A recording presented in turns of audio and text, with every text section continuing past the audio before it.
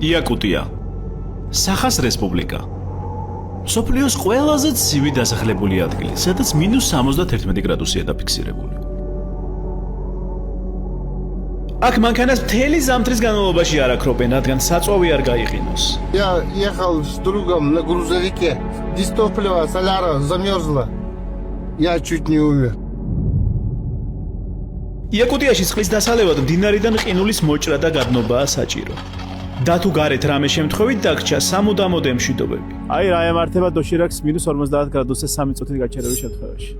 ადამიანისთვის ამ ტემპერატურაზე 2 საათი გადამულად გარეთ ყოფნა ფატალურად შეიძლება დასრულდეს.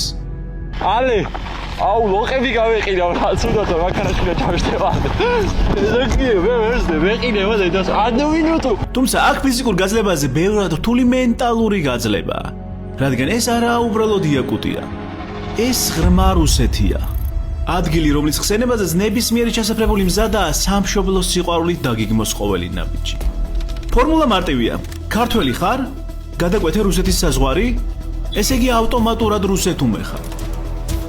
ესაა სტიგმა, რომელსაც აქ შემოსვლის თანავე შუბლზე გაკრავენ. რაც არაა გამორიცხული სხვა რეალობაში მეც მექნა. ასე რომ აქ ყოფნა პროგრესულად მოაზროვნე იუთუბერისგან ერთი დიდი სისულელია, მაგრამ მე კაკო ვარ დოპამინის სავსე კაცი და მე ვბედავდა ვარ სულელი. ვბედავდა სხვა კითხვები იქ, სადაც კითხების დასმა აკრძალულია. რა თუნდა რუსეთს სხვა მიწა მითქვა, როცა ამდენი მიწა აქვს და უარმტრის მიწაზე, ვსაუბრობ მტრის ენაზე. გრუზინკი ეს გულაგე და Да.